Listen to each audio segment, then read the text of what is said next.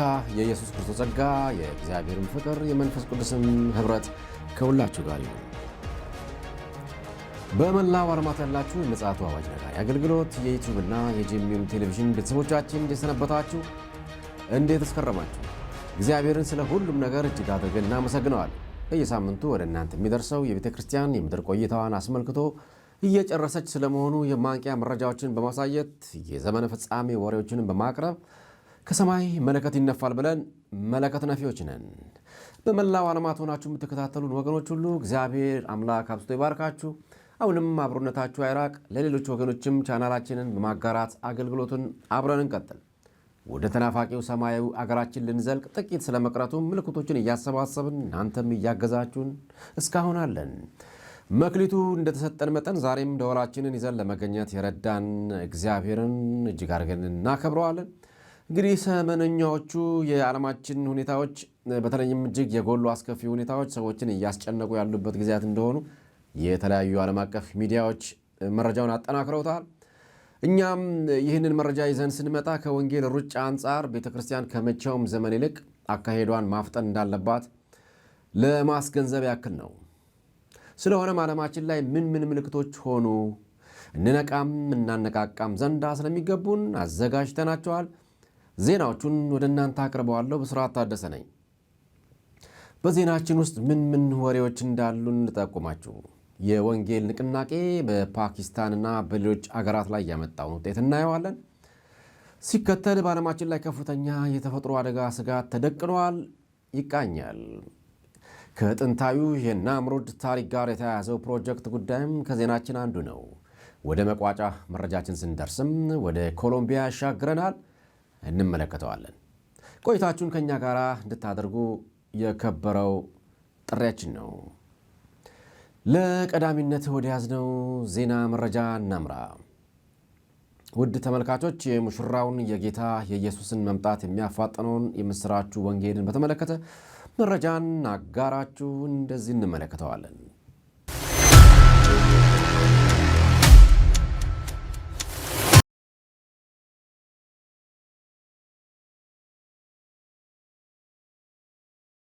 በፓኪስታን ሀገር ውስጥ ከተገመተው በላይ የሆነ የወንጌል ንቅናቄ እየተከሰተ እንደሆነ እየተሰማ ሲሆን የእግዚአብሔር እሳት ከመቼውም ጊዜ በበለጠ እየወረደና በሺዎች የሚቆጠሩ ሰዎች በኢየሱስ ክርስቶስ ኃይል እየተነኩ እየተፈወሱ እየዳኑና እየተለወጡም ይገኛሉ። በሚያስደንቅ ክስተት የዓይነ ስውራን ዓይኖችም እየበሩ የተሰበሩ ልቦችም እየተጠገኑ ቤተሰቦች ወደ ክርስቶስ እየመጡ ነው። የፓኪስታን መንደሮች በሚደንቅ ፍጥነት ወንጌልን እየሰሙ ሲሆን ድባቡም እየተለወጠ ይገኛል። የእግዚአብሔር መንግሥትን በኃይል እየገሰገሰ ከመሄዱ የተነሳ ጠላት ለጨለማ ያሰበውን እግዚአብሔር ወደ ብርሃን እየለወጠው ይገኛል። የማይቻል የሚመስለው መከር በመሰብሰቡ እየዳኑ ስለሚገኙ ብዙዎች ተደስተዋል። በሌላም መረጃ የአሜሪካኗ ግዛት የሆነችው ታላቋ ዩኤንሲ ቻርሎት ሃልተን አሬና አካባቢ በሚቀጥሉት ቀናት ከተለያዩ ቤተ እምነቶች የተውጣጡ ከ100 በላይ አብያተ ክርስቲያናት በቻርሎት ክሩሴድ ቀጠሮ ተቀጥሮለታል። በዩኤንሲ ቻርሎት ሃልተን አሬና እየተሰባሰቡም ነው። አዘጋጆቹ እንደሚሉት ስብሰባው ታላቁን ተልዕኮ ማስፈጸም ላይ ያተኮረ ሲሆን በሺዎች የሚቆጠሩ ሰዎች የኢየሱስ ክርስቶስን ወንጌል እንዲሰብኩ ብሎም እንዲያመልኩና እንዲጸልዩ እንዲሁም እንዲሰሙም ተጋብዘዋል። የሁለት ሌሊት ዝግጅት በማድረግ ከክልሉ የተውጣጡ ፓስተሮችን እንዲሁም በየሌሊቱ የወንጌል መልእክቶችንና ከተሳታፊ አብያተ ክርስቲያናት የተውጣጡ ከ350 በላይ ድምፆችን የያዘ ግዙፍ የመዘምራን ቡድንንም አካቶ ይዘዋል። በአንድ ቤተ እምነት ስር ከመሰብሰብ ይልቅ በከተማ ውስጥ ያሉ አብያተ ክርስቲያናት በአንድ ማዕከላዊ በሆነ ወጥ አካሄድ የኢየሱስ ክርስቶስን አዳኝነት በወንጌሉ የምስራች መልእክት ዙሪያ በአንድ ላይ እየተሰባሰቡም ይገኛሉ። የዝግጅቱ ዋና ዓላማም የቤተ ክርስቲያናትን አንድነት ማጠናከርና የሕይወት ለውጥ የሚያመጣውን የወንጌል መልእክት ለአካባቢው ማህበረሰብና በኦንላይንም ለዓለም ሕዝብ ማድረስ እንደሆነ ተገልጸዋል። እጅግ ደስ የሚያሰኝ የህብረት አቅሙ የሚታይበትን እንዲህ አይነቱን አገልግሎት ስናይና ስንሰማ እኛም ደስ መሰኘታችን አይቀርም። ድር ቢያብር አንበሳን ያስር እንደሚባለው ይህ ተሞክሮ ለሀገራችን የወንጌል እንቅስቃሴ ጥሩ ተምሳሌት ይሆናል ብለንም እናምናለን። በፍጹም ልንከፋፈል የማንችልበት ሰማያዊ አገር ልንገባ ጥቂት የቀረን አማኞች በምድርም ይህንኑ አንድነት በተለይም በወንጌል ሥራ ላይ መያያዙ እጅግ ይድመቅ ባዮች ነን። ለቀጣይነት ወደ አዘጋጀነው መረጃ እንሻገር። ክቡራትና ክቡራን የምጽአቱ አዋጅ ነጋሪ አገልግሎት ተመልካቾች የክርስቶስ ኢየሱስ ዳግም መምጫ ዋዜማ ላይ እንዳለ ሰው ምን ያክል ዝግጁ ሆነን ሙሽራውን እየተጠባበቅን ይሆን? ወይስ እንደነዚያ ሰነፍና ቸለተኛ ሴቶች ሆነን ይሆን? እነሆ አባናኝ መረጃን ይዘን መጥተናል። እንዲህ ይታያል። Fast-moving wildfire has forced the entire town of Summerland, British Columbia, to evacuate overnight in what officials are calling one of the most explosive fire growth events the South Okanagan has ever witnessed. የቤተ ክርስቲያንን መነጠቅ አይቀሬነትና መቃረብ አመልካችና አባናኝ መረጃን ስናስደምጣችሁ በራእይ ምዕራፍ 8 ቁጥር 7 ላይ በትንቢት ሲናገር ፊተኛው መልአክ ነፋ፣ ደምም የተቀላቀለበት በረዶና እሳት ሆነ፣ ወደ ምድርም ተጣለ። የምድርም ሲሶ ተቃጠለ፣ የዛፎችም ሲሶ ተቃጠለ፣ የለመለመም ሳር ሁሉ ተቃጠለ ይላልና የትንቢቱ ፍጻሜንም በግልጽ በዓይናችን እያየንና በጆሮአችንም እየሰማን እንገኛለን። ከሰሜን አሜሪካ ሰደድ እሳት እስከ ምስራቅ እስያ ኃይለኛ አውሎ ነፋስ በዓለማችን ላይ ከፍተኛ የተፈጥሮ አደጋ ስጋት ተደቅነዋል። ታዲያ የዓለማችንን የዜና አውታሮች የተቆጣጠረው ዜና በተለይም ደግሞ በካናዳና አሜሪካ በሰደድ እሳት ምክንያት ከፍተኛ ውድመት ማድረሱን ተሰምተዋል። በካናዳና በዩናይትድ ስቴትስ የተቀሰቀሰው ይህ ኃይለኛ የሰደድ እሳት በሺዎች የሚቆጠሩ ሄክታር የደን መሬቶችን፣ መኖሪያ ቤቶችንና የንግድ ተቋማትን በማቃጠል ከፍተኛ ውድመት ማድረሱን ቀጥለዋል። በአየር ንብረት መዛባትና በከባድ ድርቅ ምክንያት በፍጥነት የሚስፋፋው ይህ እሳት በሺዎች የሚቆጠሩ ነዋሪዎች ከአካባቢያቸው እንዲፈናቀሉ አድርጓል። 2026 የፈረንጆቹ ዓመት ከገባ በኋላ በካሊፎርኒያ ብቻ ከ3.8 ሚሊዮን በላይ ሄክታር ደን እንደወደመና በውስጡ የነበሩ በ10 ሺዎች የሚቆጠሩ የዱር እንስሳቶች ወይ ተሰደዋል አሊያም አልቀዋል ተብሎ ተገምቷል። ለመቆጣጠርና ለማጥፋት የሁለቱ አገራት የእሳት አደጋ ተከላካዮች፣ የወታደራዊ ኃይል አባላትና በርካታ የበጎ ፈቃደኞች ቡድኖች በቀንና በሌሊት ርብርብ እያደረጉ ይገኛሉ። በተጨማሪም የጎረቤት ሀገራት የአደጋ ጊዜ እርዳታ ሰራተኞችና በመቶዎች የሚቆጠሩ ልዩ አውሮፕላኖችና ሄሊኮፕተሮች በቦታው ተሰማርተው የእሳት ማጥፋት ስራውን በማገዝ ላይ ነበሩ። ነገር ግን እሳቱ ያገኘውን ከማውደም አልተገታም። በሌላ የተፈጥሮ አደጋ በቻይና በኤልኒኖ ምክንያት የተቀሰቀሰው አውሎ ነፋስ ስጋትን መደቀኑም ተሰምቷል። በቻይና በኤልኒኖ የተፈጥሮ ክስተት ምክንያት የተቀሰቀሰውና እጅግ ፈጣን ኃይለኛ አውሎ ነፋስ በአገሪቱ የባህር ዳርቻ ክልሎች ላይ ከፍተኛ አደጋ ደቅኗል። አውሎ ነፋሱ ከባድ ዝናብና የጎርፍ መፋሰስ ያስከተለ ሲሆን በከተሞችና በገጠር መንደሮች ውስጥ የመሰረተ ልማት ውድመትና የመብራት መቋረጥንም አስከትሏል። የቻይና መንግስት በሺዎች የሚቆጠሩ ሰዎችን ከአደጋው ዞን በአስቸኳይ ያፈናቀለ ሲሆን ከፍተኛ የአደጋ ጊዜ ቅድመ ማስጠንቀቂያ በማውጣት በተጨማሪ ኃይል ለነፍስ አድን ሰዎችን ለመታደግ ስራ ላይ አሰማርተዋል።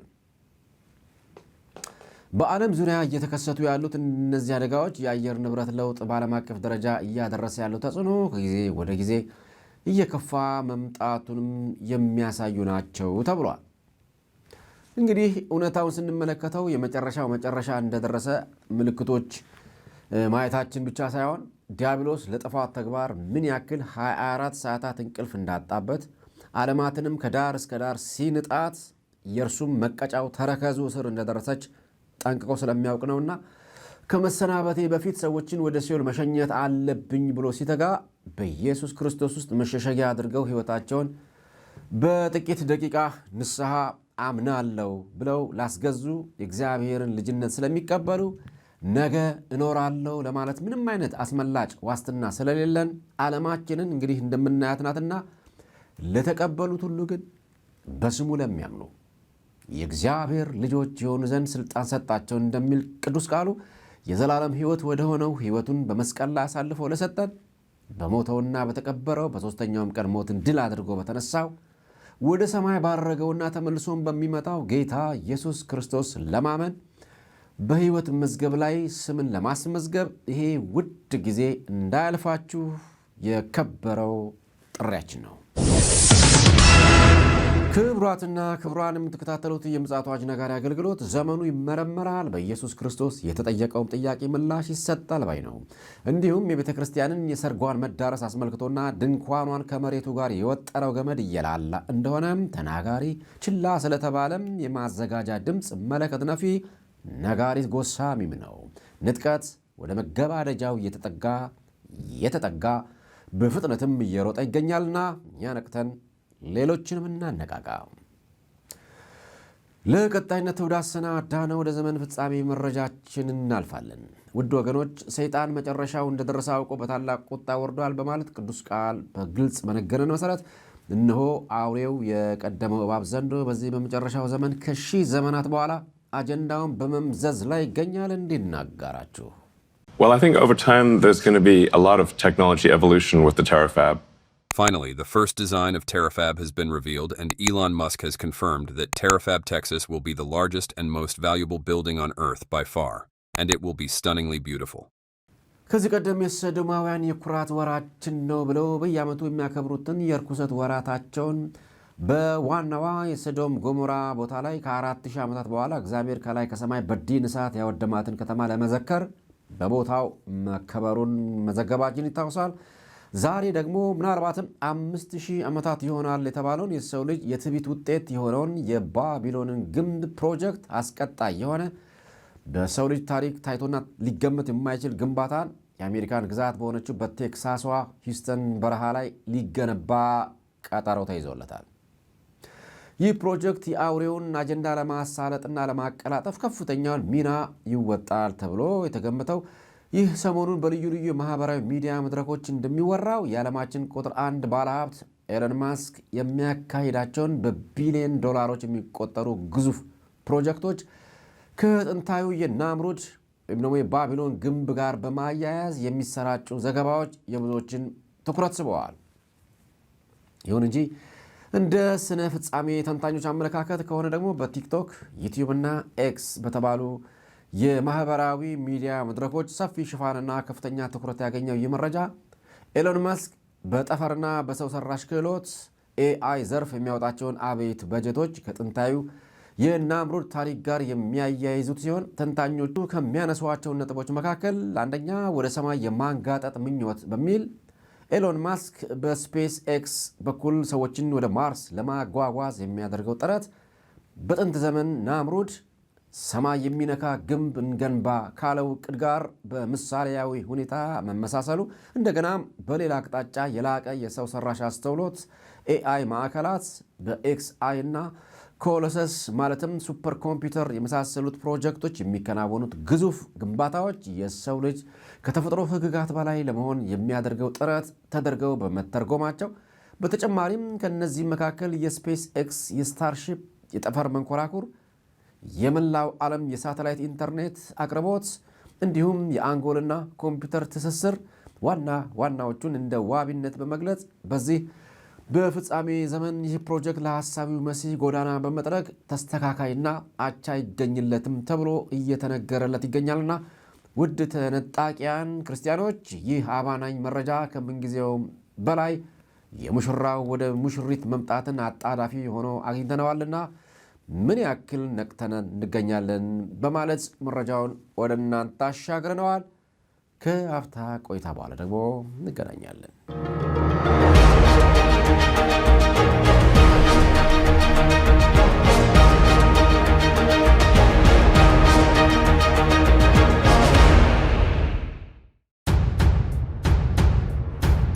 ስለ ሰርግ ልብስ ጥቂት ልንገራችሁ። በመካከለኛው ምስራቅ ያለው የሰርግ ልብስ ኢትዮጵያ ሙሽሮች እንደሚለብሱት አይደለም። አሁን ፊታቸው ይታያል፣ የአንዳንድ ሙሽሮች እጃቸው ይታያል። የድሮ ግን ጓንት ታረጋለች፣ ቀጸላ ታረጋለች፣ ከባሏ ውጪ ፊቷን የሚገልጥ የለም። ስለዚህ አንድ የሰርግ ልብስ የለበሰች ሙሽራ በምንም አይነት ታዳሚው አያትም። ብቻውን የሚያያት ሊያገባት ያለው ባሏ ነው። ያውም እሱም ፊቷም የተሸፈነ ነው። እንደምታውቁ ይሄ በመካከለኛው ምስራቅ አለ፣ ኢቭን ኢትዮጵያ ውስጥ አንዳንዴ ማያሉ እና ያንን ምሳሌ ተንተርሶ ነው። ስለዚህ የገቡት ሁሉ የሰርግ ልብስ እጅ የሌለውን አያሳያችሁም። ጥቁር ይሁን ቀይ፣ አጭር ይሁን ረጅም አታውቁም። አይኑሮ አታውቁም። ለእያንዳንዱ አንድ አይነት የሆነ ንጉሥ ያዘጋጀው የሰርግ ልብስ ለበሱ እና ፕሮግራሙ ከመጀመሩ በፊት ንጉሡ የታደሙትን ለማየት ጉብኝት ጀመረ ይላል።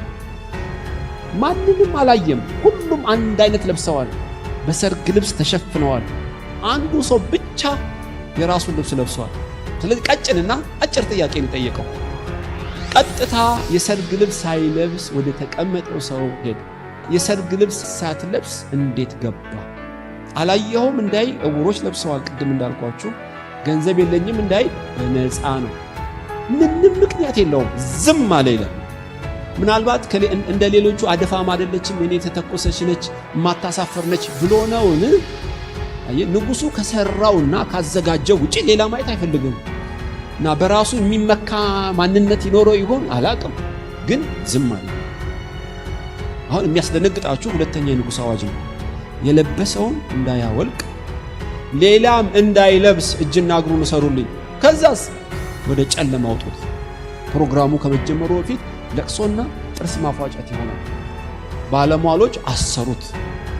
ስለዚህ ወደ ለቅሶ ወዳለበት ጣሉት። የሰርጉ ስርዓትም ተጀመረ። በጣም የሚያስገርም ድራማዊ ምሳሌ ነው ጌታ ይሳለው። ይሄ የአዳምን ዘር ሁሉ የሚያንጠለጥል ለህይወትና ለሞት የሚያበቃ የሰርግ ልብስ ማን ነው? እንዴትስ እንለብሰዋለን? ማን ነውስ የሚያስወልቀን በሚለው ምንም ፍቺ አያስፈልገውም። ታውቃላችሁ ሐዋርያው ጳውሎስ እንዳለ እናንተ ክርስቶስን ለብሳችሁታል እንዳለ እግዚአብሔር ያዘጋጀው አይደለም የጽድቅ ልብስ ነውራችን የሚሸፍን እርሱ መድኃኔዓለም ክርስቶስ ነው እና እግዚአብሔር ያዘጋጀው ይሄ የጽድቅ ልብስ በስጋው በኩል ወደ እግዚአብሔር መንግስት እንድንገባ እግዚአብሔር ያዘጋጀው የዓለም መድኃኒት እሱ ክርስቶስ ነው። እዚህ ያላችሁ ደግሞ 99% ምናልባት ሁላችሁም ሊሆን ይችላል በጌታ ናችሁ። ይሄን ልብስ ለብሳችሁታል አይደለም? 100% ጽድቅ የሆነልን ኃጢአት በደላችን የሸፈነልን ወደ እግዚአብሔር መንግስት ያገባን ኢየሱስ የተባረከ ይሁን። ይሄን የሰርግ ልብስ እንዳታወልቅ ተጠንቀቅ። በጨለማ እንዳለ ብርሃን ተጠንቅቀ ያዘው። ይሄን ልብስ እንዳትገፈፍ በጣም ዓይንህን ጣልበት። ንጉሡ ያዘጋጀው ሰርግ ምን እንደሚመስል የሰማነውን ያቀረቡልን ቄስ ትዕግስቱ ሞገስ ነበሩ። እውነት ነው፣ ነውራችንን ሸፋኝ የሆነው የጽድቅ ልብሳችንን ኢየሱስ ክርስቶስን ለብሰናል። ይህንንም ልብስ ያለበሳችሁ በእኛ መልካም ሥራ የዘላለም ሕይወት የማይገኝ በመሆኑ ጥሩ ማንነታችን እንዳለ ሆኖ ኢየሱስ ክርስቶስን ያላመናችሁ ወደ መንግሥተ ሰማይ ማስገቢያው መንገዱ ይሄ ብቻ ስለሆነ ዛሬውኑ እንድትወስኑ የከበረው ጥሪያችን ነው። እስኪ ደግሞ ከሙሉ ወንጌል ቤተ ክርስቲያን ቢመዘምራን ጋር አይቀርም ይመጣል የሚለውን ዝማሬ ሰምተን እንመለሳለን። አይቀርም ይመጣል ኢየሱስ ይመጣል ማዘመጨነቅ በሙሉ ይቀራል። አባት እንደሌላቸው ልጆቻቸውን መጥቶ ይወስደናል። ጌታ አይረሳንም።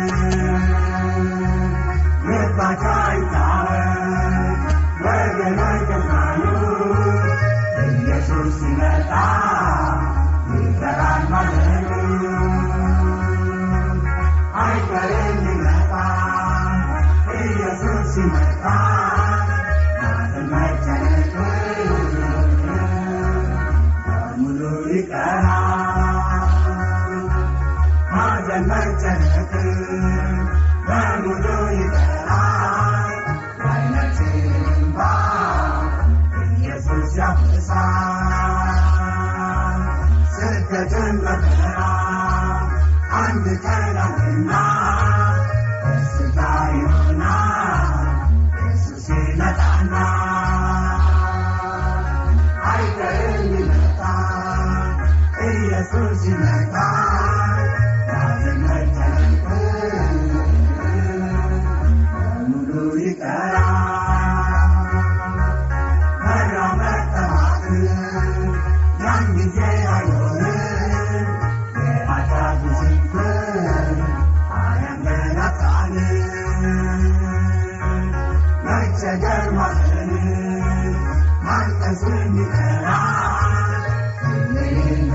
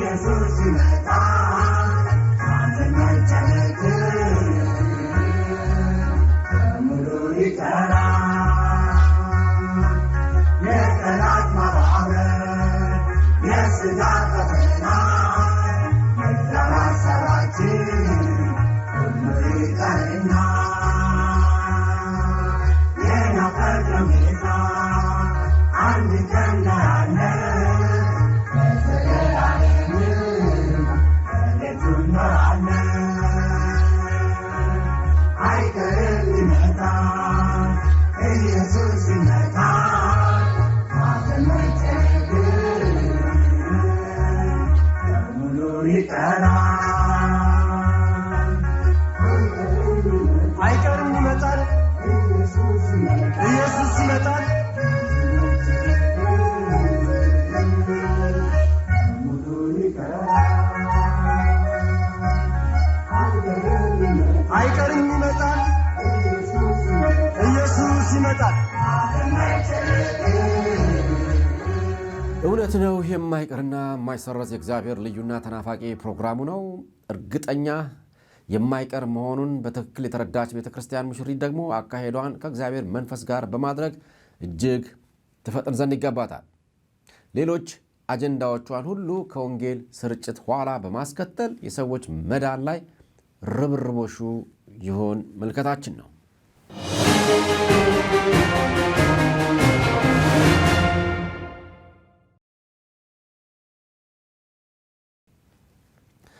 ለመቋጫነት ወደ ያዝነው መረጃ ስናልፍ በሌላ አቅጣጫ በዓለማችን ላይ የሆኑት ቀውጤዎች ሆኖ በማይታወቅ መልኩ ቀጥለዋል። በወንጌላት ላይ ጌታ ኢየሱስ የመምጣቱ ምልክት ከሆነው የትንቢት ቃል አንዱ የምድር መናወጥ ከምንጊዜውም በላይ በቅርብ ርቀት ከአንዱ የዓለማችን ጫፍ ወደ አንዱ የዓለማችን ጫፍ በፍጥነት ዙሩን በመጨመር እየተከሰተ ይገኛል። ምን ተከሰተ? ደግሞ እንደዚህ እናያለን። በኮሎምቢያ 7.4 በሬክተር ስኬል ያስቆጠረ እጅግ አሳዛኝ የተባለ የመሬት መንቀጥቀጥ ተቀስቅሶ ከ111 በላይ ሰዎችን ሕይወት በመቅጠፍ በርካታ መሠረተ ልማቶችንም አፈራርሷል። በመቶዎች የሚቆጠሩ ሰዎችም የት እንደደረሱም አልታወቀም። ኮሎምቢያ ከዚህ ቀደም ታላቅ መንፈሳዊ እንቅስቃሴ ወይም ደግሞ ሪቫይቫል ተነስቶባት አነጋጋሪ የሆነ ክንዋኔዎች የተካሄደባት አገር እንደነበረችና በሂደት በክህደት አሰራር እንቅስቃሴ ውስጥ መግባቷም ይታወቃል። ደቡብ አሜሪካዊቷ ሀገር ኮሎምቢያ በጂኦግራፊያዊ አቀማመጧ ምክንያት በተደጋጋሚ ከሚከሰቱ የመሬት መንቀጥቀጦች ጋር የምትኖር ሀገር ነች።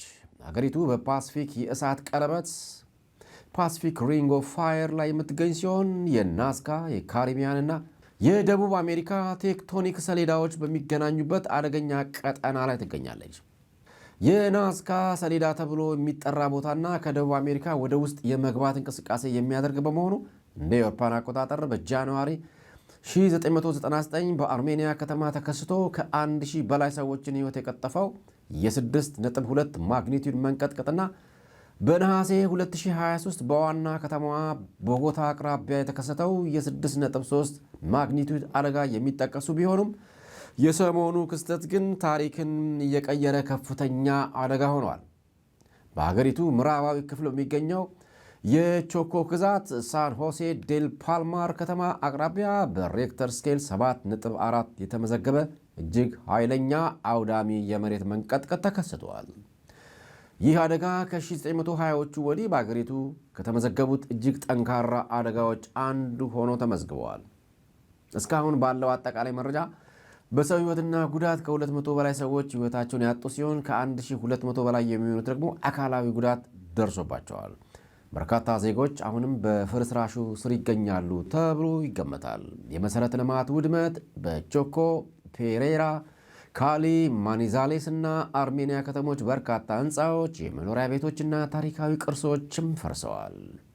የፔራ እና የአርሜኒያ አውሮፕላን ማረፊያዎች በደረሰባቸው ውድመት ምክንያት ሙሉ በሙሉ አገልግሎት አቋርጠዋል። የዛሬ ሁኔታ በድጋሚ በቾኮ አካባቢ የ3.8 ማግኒቱድ ተጨማሪ ንዝረት የተመዘገበ ሲሆን አደጋው እስከ ጎረቤት ሀገራት ፓናማና ኢኳዶር ድረስ ተሰምተዋል። የኮሎምቢያ መንግስት በአገሪቱ ብሔራዊ የአስቸኳይ ጊዜ አዋጅ በማወጅ የፍለጋና የድነት ስራዎችን ያፋጠነ ሲሆን የኮሎምቢያ ጂኦሎጂካል ሰርቪስ ተከታታይ እንቅስቃሴዎችን በቅርበት እየተከታተለ ይገኛል። እንግዲህ ወገኖች ምን ያህል በጸሎትና በምልጃ በእግዚአብሔር ፊት ዓለማችንን ይዘን መቅረብ አልፈው ተርፎም የምስራቹን ወንጌል ፋና ቦግ አድርገን አድማቂዎች እንድንሆን ተጠርተናልና በጸጋው ብዛት መገስገስ ይሆንልን። እንግዲህ ለዕለቱ አዘጋጅተነው የነበረው የምፅዓቱ አዋጅ ነጋሪ መረጃዎቻችን የተከታተላችሁትን ይመስል ነበር። ዜናውን በስርዓት ታደሰ አነበብኩላችሁ። በቴክኒኩም መረጃዎችንም አጠናክሮ የሚያዘጋጅልን ይልቃል አስራት ነው። ይህ ምፅዓቱ አዋጅ ነጋሪ አገልግሎት በማለትም ዩቲዩባችን ሼር፣ ላይክ እና ሰብስክራይብ በማድረግም አብረን አገልግሎታችን እንቀጥል። የጸለያችሁልንም ያላችሁ ወገኖች እግዚአብሔር ያክብራችሁ፣ እግዚአብሔር ይባርካችሁ። እግዚአብሔር አምላክ ቢፈቅድና ብንኖር በሚቀጥለው ሳምንት ሌሎች ማንቂያ መረጃዎችን ይዘንላችሁ እንቀርባለን። ያለውና የነበረው የሚመጣው ሁሉንም የሚገዛ ጌታ አምላክ አልፋና ኦሜጋ እኔ ነኝ ይላል። እግዚአብሔር አምላክ ባላችሁበት ይባርካችሁ። በደህና ሁኑ።